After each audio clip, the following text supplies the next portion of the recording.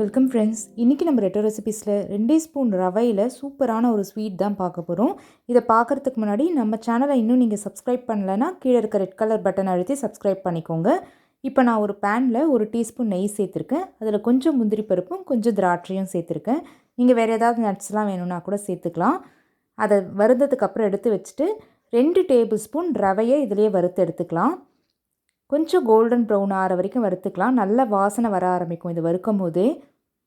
நினச்ச உடனே செய்யக்கூடிய ஸ்வீட்டுங்க இது. நீங்களும் கண்டிப்பாக ட்ரை பண்ணி பாருங்கள்.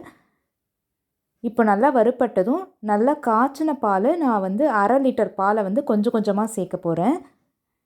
2 டேபிள் ஸ்பூன் ரவைக்கு 1/2 லிட்டர் பாலில் சூப்பரான ஸ்வீட் பண்ணலாம். நீங்கள் இதை கண்டிப்பாக ட்ரை பண்ணி பார்த்துட்டு உங்களோட ஃபீட்பேக்கை என்னோடய கமெண்ட்டில் ஷேர் பண்ணிக்கோங்க எப்படி இருந்ததுன்னு. இது நல்லா கொதிக்கட்டும்.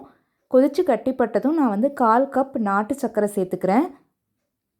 நீங்கள் வேணால் வெள்ளை சர்க்கரையும் சேர்த்துக்கலாம். வெல்லம் சேர்க்குறதா இருந்தால் சூடு இல்லாமல் சேர்த்துக்கோங்க. இப்போ வறுத்த நட்ஸை சேர்த்துட்டு சர்வ் பண்ணிடலாம். அவ்வளோதான், சூப்பரான பால் பாயசம் ரெடி. இது சாப்பிட்டு பார்த்தா தான் தெரியும் எவ்வளோ யம்மியாக இருந்ததுன்னு. கண்டிப்பாக ட்ரை பண்ணி பாருங்கள். சட்டுன்னு செய்யக்கூடிய இந்த ரவா பாயசம் உங்களுக்கு பிடிச்சிருந்தா ஒரு லைக் கொடுங்க. உங்கள் ஃப்ரெண்ட்ஸுக்கும் ஃபேமிலிக்கும் ஷேர் பண்ணுங்கள். நம்ம சேனலை இது வரைக்கும் நீங்கள் சப்ஸ்கிரைப் பண்ணலைன்னா கண்டிப்பாக சப்ஸ்கிரைப் பண்ணிக்கோங்க. தேங்க்யூ.